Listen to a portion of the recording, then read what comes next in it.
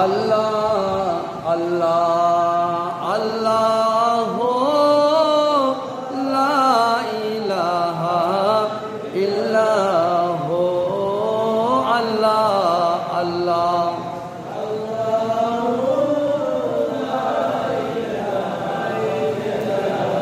हामिद महमूद और मोहम्मद दो जगों का सरदार, जाना से प्यारा राज दुलारा, जाना से प्यारा राज दुलारा, रहमत की सरकार नबी जी। अल्लाह अल्लाह ला इलाहा इल्लल्लाह अल्लाह अल्लाह।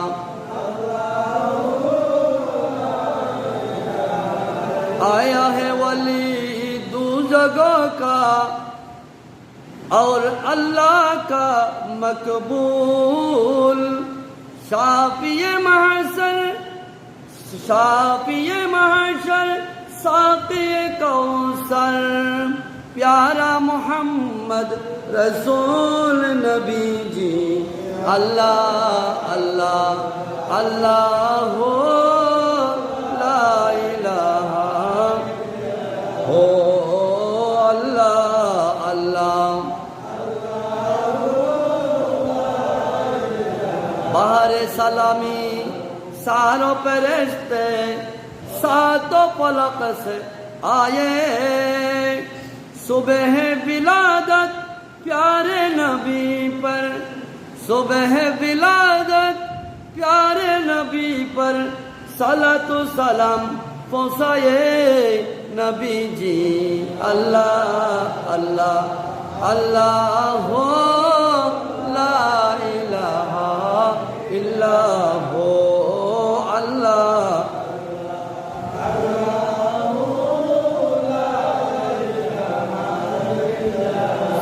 दुनिया रसूल अल्लाह अलैकुम।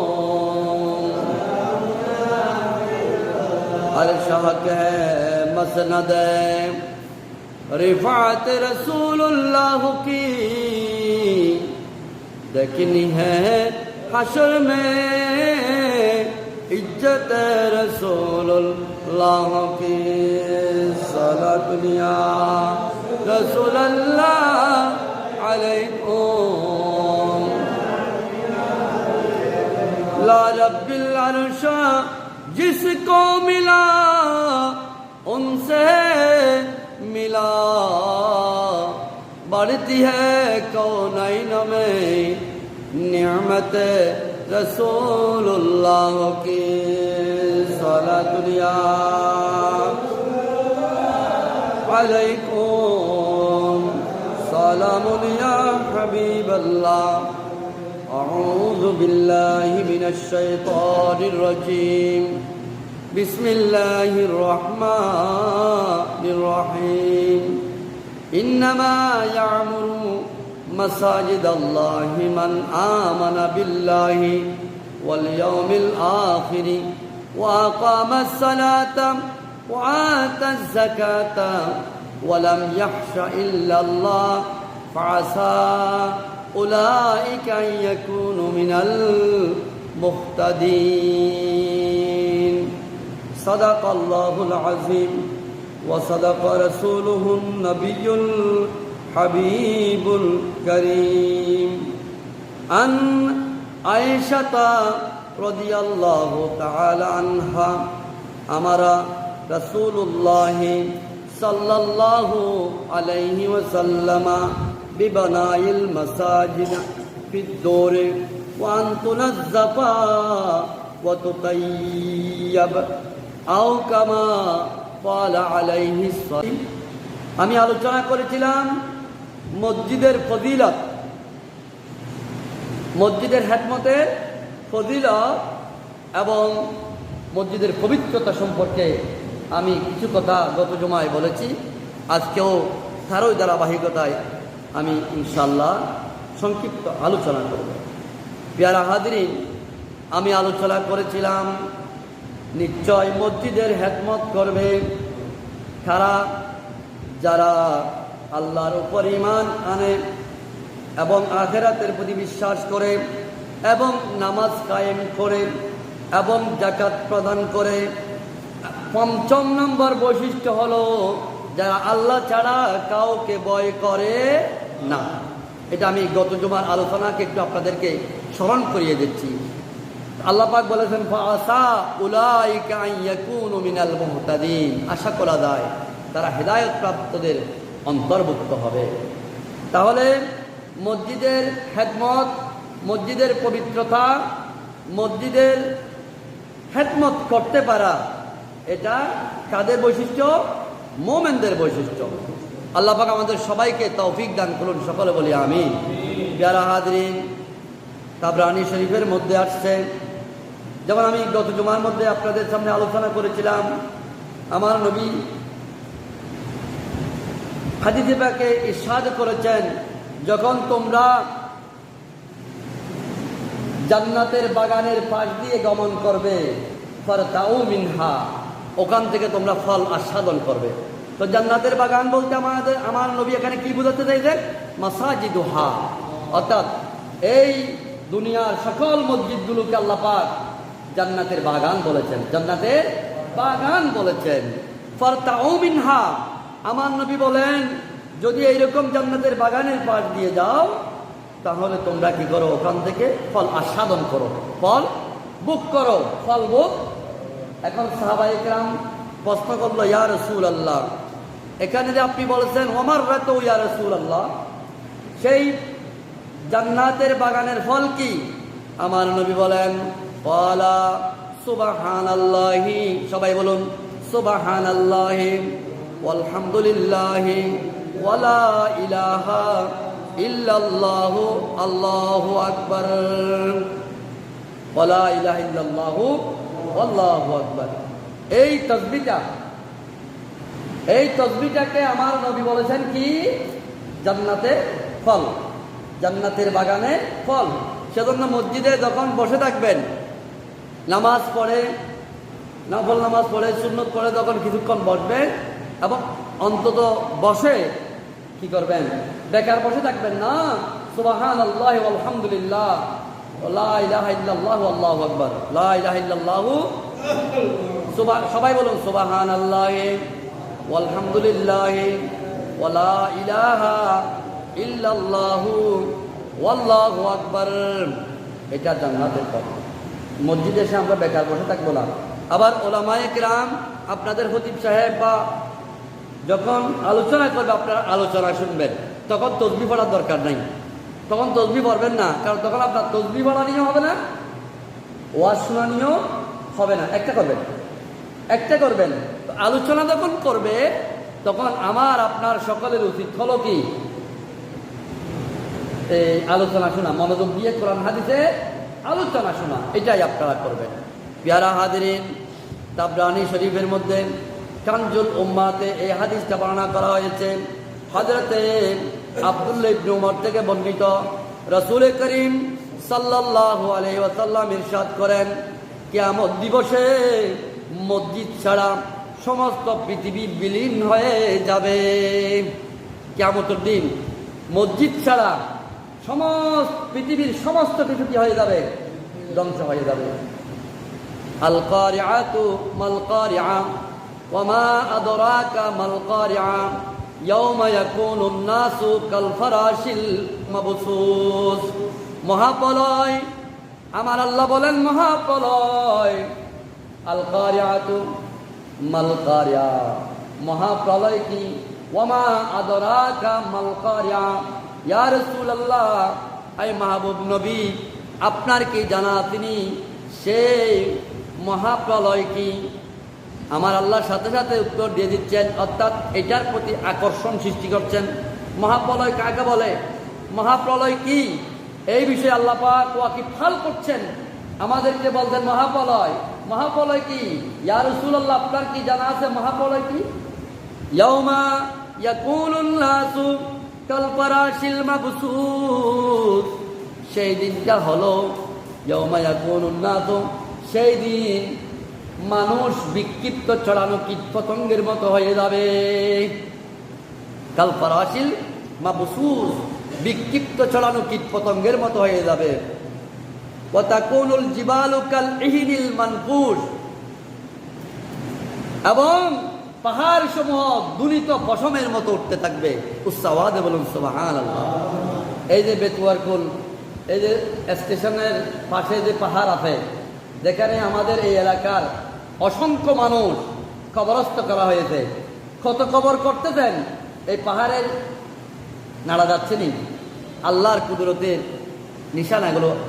ওয়াল জিবালু কাল আওথার, ওয়াল জিবালু, আল্লাহ পাক এই পাহাড়গুলোকে জমিনের জন্য আওথাত বানিয়ে দিয়েছেন। ফেরাক ফেরাক ফেরাক, জমিনে ফেরাক মেরেছেন আল্লাহ পাহাড় দিয়ে। এটা কোরআনে কারীমে বলা হচ্ছে।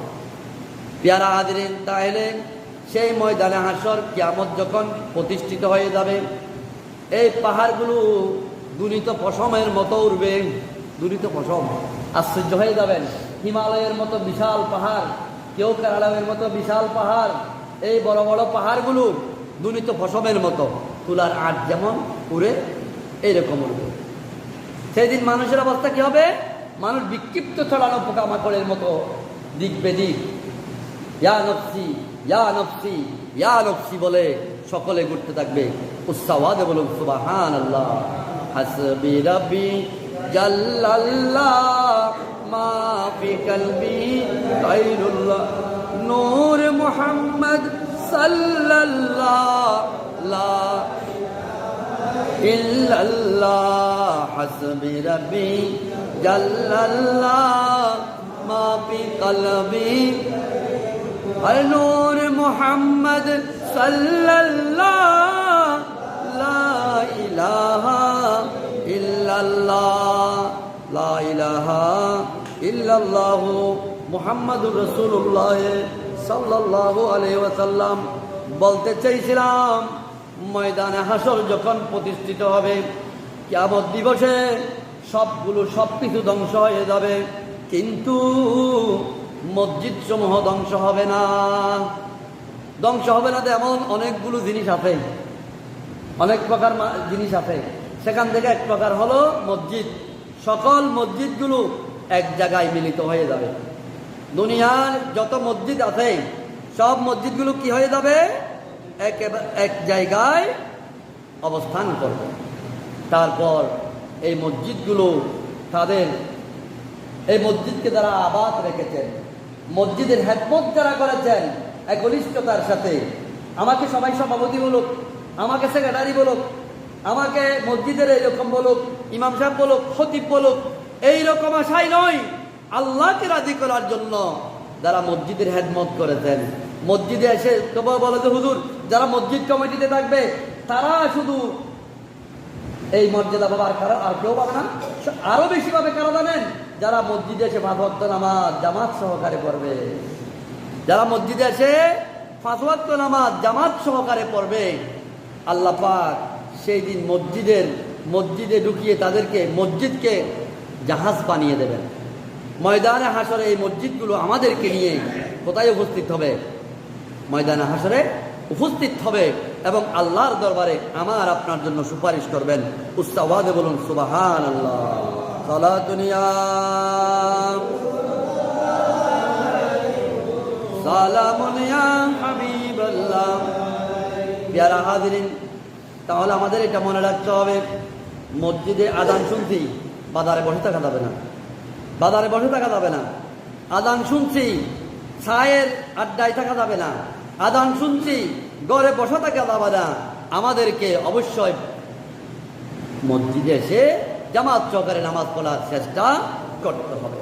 আন আয়েশা রাদিয়াল্লাহু তাআলা আনহা, হযরতে মা আম্মাদান আয়েশা সিদ্দিকা রাদিয়াল্লাহু তাআলা আনহা, হাদিসে পাকে আন আয়েশা সিদ্দিকা মানে হযরতে মা আম্মাদান আয়েশা সিদ্দিকা রাদিয়াল্লাহু তাআলা তো বর্ণিত, আমারা রাসূলুল্লাহ সাল্লাল্লাহু আলাইহি ওয়াসাল্লাম, আমার নবী আদেশ করেছেন। মা আয়েশা সিদ্দিকা বর্ণনা করতেছেন হাদিসে পাকে, আমার নবী আদেশ করেছেন, বেবানাইল মাসাজিদা ফিদ্দুরে, তোমরা মহল্লায় মহল্লায় জায়গায় জায়গায় মহল্লায় মহল্লায় মসজিদ তৈরি করো। প্রতিটা মহল্লায় মসজিদ আছে কিনা? প্রতিটা সমাজে মহল্লায় মসজিদ আছে কিনা? এটা আমার নবীর অর্ডার, আমার নবীর অর্ডার।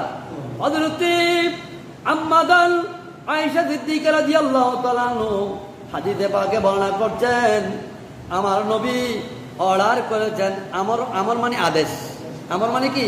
আমার রাসূলুল্লাহ সাল্লাল্লাহু আলাইহি ওয়াসাল্লাম, আমার নবী আদেশ করেছেন, অর্ডার করেছেন, বিবানাইল মাসাজিদা ফিদ দুরে, মহল্লায় মহল্লায় মসজিদ তৈরি করার জন্য।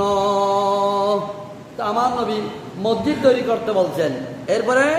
এরপর আর কি বলছে দেখেন, ওয়ান তুনাজ্জাফা ওয়া তাতাইয়াবা, হদে শুধু মসজিদ বানাইলে হবে না, মসজিদ নির্মাণ করলে হবে না, এই মসজিদের পরিচর্যা করতে হবে। কি করতে হবে? পরিচর্যা মানে বুঝেননি? খেদমত করতে হবে, হেফাজত করতে হবে। আপনার বাড়িঘর যেমন একটা নির্মাণ করলে পরিষ্কার পরিচ্ছন্নতা আপনি কি করুন? রাখার চেষ্টা করেন, পরিষ্কার পরিচ্ছন্ন রাখার চেষ্টা করেন বাড়িঘরের আশপাশ।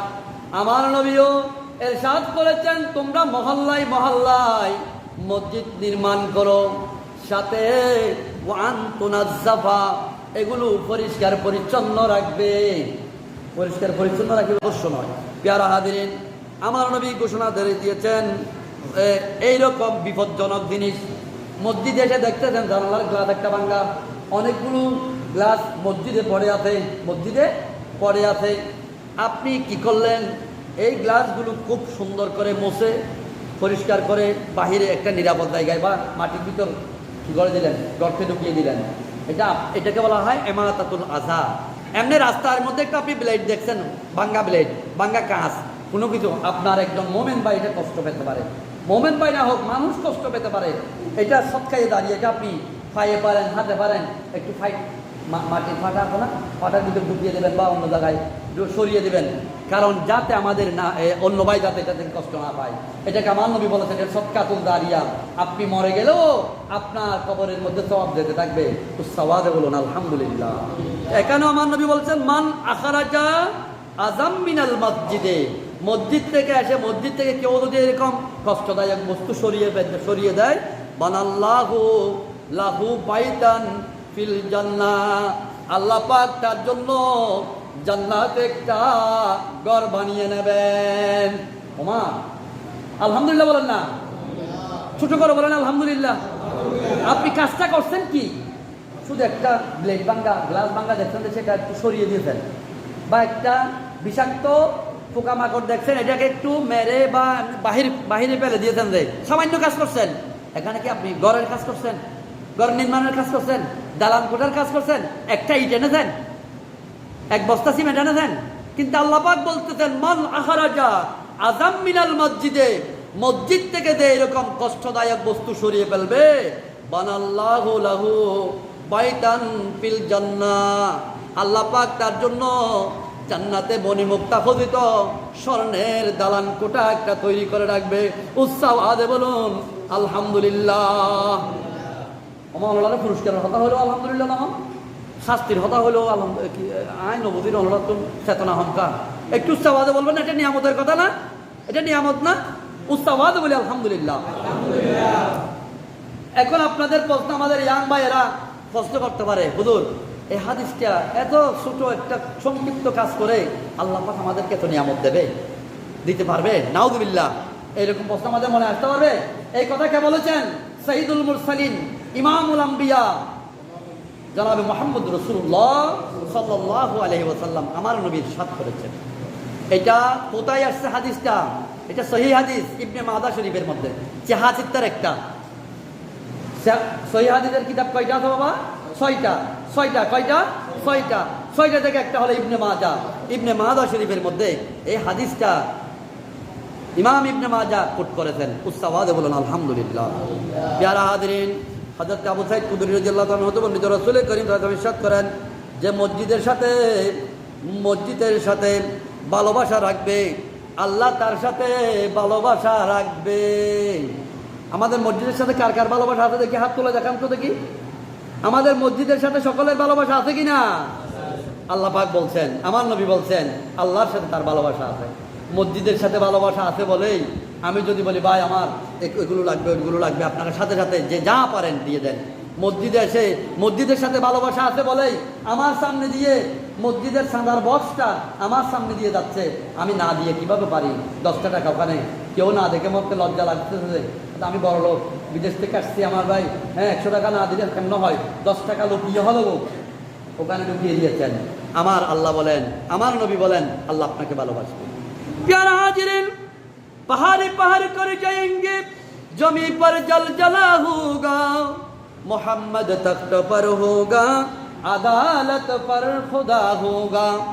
যখন এই পাহাড় পর্বত নদী নালা সব কিছু যখন ধ্বংস হয়ে যাবে, কিয়ামত যখন প্রতিষ্ঠিত হবে, হযরতে আবু সাঈদ খুদরী রাদিয়াল্লাহু তাআলা আনহু হাদিসে পাকে হযরতে সাইয়েদনা আবু সাঈদ খুদরী রাদিয়াল্লাহু তাআলা আনহু বর্ণিত, আমার প্যারা নবী ইরশাদ করবেন, আল্লাহ তাআলা কিয়ামত দিবসে বলবেন, আমার প্রতিবেশীরা কোথায়? আল্লাহ সকলে বলুন সুবহানাল্লাহ। আমার প্রতিবেশীরা কোথায়? ইয়াউমা ইয়াফিরুল মারউ মিন আখিহি ওয়া উম্মিহি ওয়া আবিহি, সেই দিবসটা এমন, ইয়াউমা ইয়াফিরুল মারউ মিন আখিহি ওয়া উম্মিহি ওয়া আবিহি, যেই দিন মানুষ আপনজন থেকে, ভাই থেকে, বোন থেকে, মা থেকে, বাবা থেকে, বন্ধু থেকে, স্ত্রী থেকে, আপনজন থেকে, ছেলে মেয়ে থেকে পলায়ন করবে, ইয়া নফসি ইয়া নফসি ইয়া নফসি করবে। সেই দিন মহান রব তাআলা নাকি ডাক দিবেন, আমার প্রতিবেশীরা কোথায়? আল্লাহ প্রতিবেশী কে আছেন? হাত তোলেন তো। প্রতিবেশী চিনেন নি? আগে এইটা দেখেন, প্রতিবেশী কারা? আল্লাহর প্রতিবেশী কারা? আল্লাহ বলবেন, আমার প্রতিবেশীরা কোথায়? Where are my neighbors? Where are my neighbors? আমার প্রতিবেশীরা কই? এখন সবাই আশ্চর্য হয়ে যাবে, মানুষ আশ্চর্য হয়ে যাবে, আল্লাহ আপনিও দুনিয়াতে থাকতেন, আপনার প্রতিবেশী ছিল, আপনার বাড়ি আমাদের পাশে ছিল, আল্লাহর বাড়ি আমাদের পাশে নেই, এটা আল্লাহর ঘর না? আল্লাহর ঘর আমাদের পাশে, এই আশপাশে যারা আছে আমরা সবাই প্রতিবেশী। সেই দিন ফেরেশতারা বলবেন, ও রব্বুল আলামিন, আপনার প্রতিবেশী কারা? ফেরেশতারা না জানে, ফেরেশতারা না জানে, আল্লাহ আর জানেন। কিয়ামতের দিন বলে ফেরেশতা হলো হইব, আল্লাহ আপনার প্রতিবেশী কারা? কোন মানুষগুলোকে ডাকবো? আব্দুল হালেক, আব্দুল মালেক, আব্দুর রহমান, আব্দুল লতিফ, আব্দুল শিকদার সাহেব, অমুক সাহেব, সমুক সাহেব, কাকে ডাকবো? আল্লাহ কারা আপনার প্রতিবেশী? আমার আল্লাহ বলবেন, আল্লাহ পাক বলবেন, মসজিদ সমূহ আবাদকারীরা হচ্ছে আমার প্রতিবেশী। ইন্নামা ইয়ামুরু মাসাজিদ আল্লাহ, যারা মসজিদের পরিচর্যা করে, মসজিদের আবাদ করে। আমি তো বলছি রে ভাই, মসজিদের সভাপতি সাহেব থেকে শুরু করে একদম আপনার ঘর, আপনাদের এলাকার সবচেয়ে গরিব মানুষটা পর্যন্ত, যদি তারা মসজিদের সাথে লেগে থাকে, কেমনভাবে লেগে থাকা? হুজুর এখানে কি গাম লাগানো আসেনি? লাগাই থাকা মানে আপনি মসজিদের যতটুকু পারেন খেদমত করবেন, মসজিদে আসা যাওয়া করবেন। প্রতিবেশী হলে আসা যাওয়া করতে হবে না বাবা? এটা আল্লাহর ঘর, আল্লাহর ঘরে আমাদের আসা যাওয়া করতে হবে কিনা? আমরা মোমেন বলে আমরা এখানে আমাদের আসা যাওয়া। সেই দিন যারা মসজিদের সাথে লেগে থাকবে, মসজিদের পরিচর্যা করবে, পরিচর্যা মানে আমি এখানে এসে যে নামাজ পড়বো, এটাও মসজিদের খেদমত করা। এই মসজিদ কেন